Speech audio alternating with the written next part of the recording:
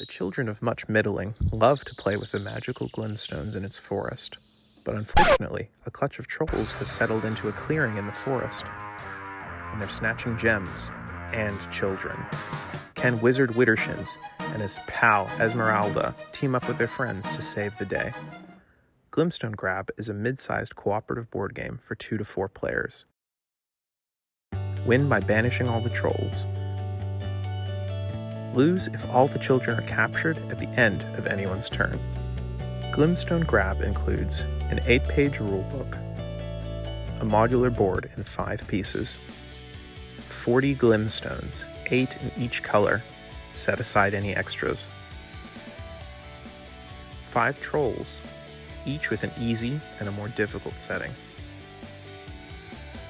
tiles for the trolls to collect gems and capture children, 5 children to be punched out and inserted on their bases.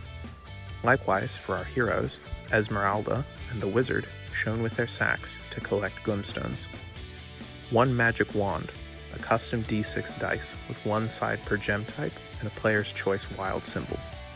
40 movement cards, and 27 event cards.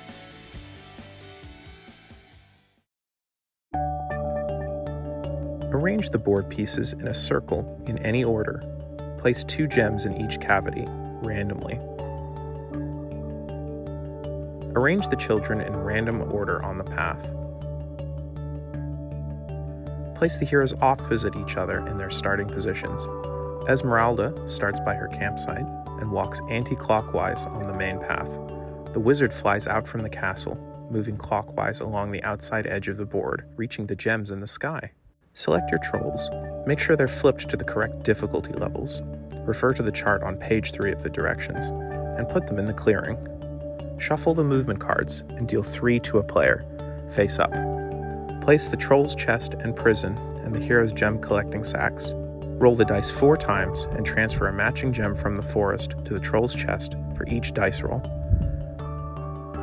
Diamond symbols and player count numbers at the bottom of the event cards allow you to select a set corresponding to an easy, medium, or hard game. Sort and shuffle your event card set and make a face-down draw pile. Players decide who should take the first turn, with subsequent play proceeding clockwise.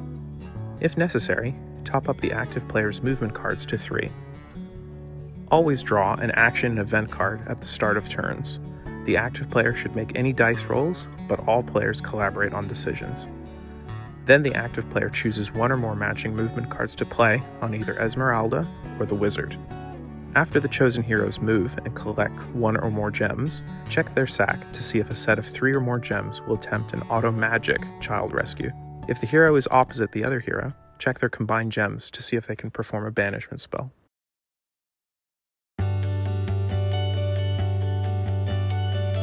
Sample Turn 1. The turn begins with the drawing of an event card, and unfortunately, a troll has appeared. He snatches the child closest to the clearing and puts her on the prison tile. Then the active player rolls the dice twice to determine which gems on the ground the troll takes. He rolls the wild symbol in yellow. He must move any yellow gem on the forest floor to the troll's chest. He decides to make the wild pink and also removes a pink gem. Now it's time to move a hero.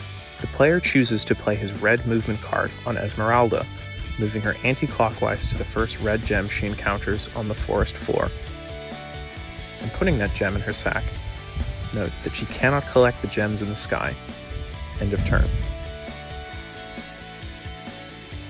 Sample Turn 2. This turn, we've drawn a better event card, the Mindful Magpie. The bird swoops into the troll's camp and steals a gem of our choosing, dropping it into the wizard's sack. This time, we'll play a green movement card on Esmeralda. Note that she cannot pick up the green gem where she stopped last time. She must move forward to take the first green gem she encounters on the path.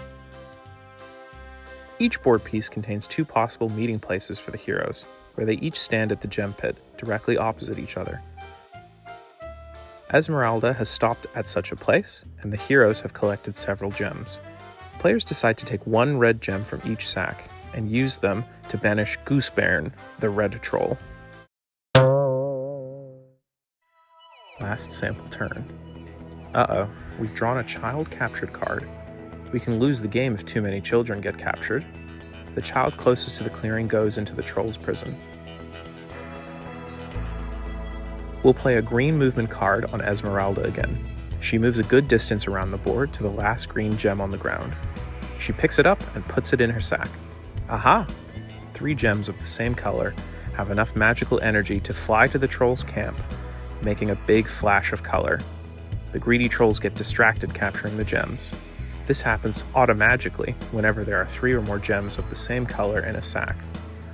The trolls get the gems, but if they capture a child of that color, the child escapes and goes to the back of the path leading to the clearing.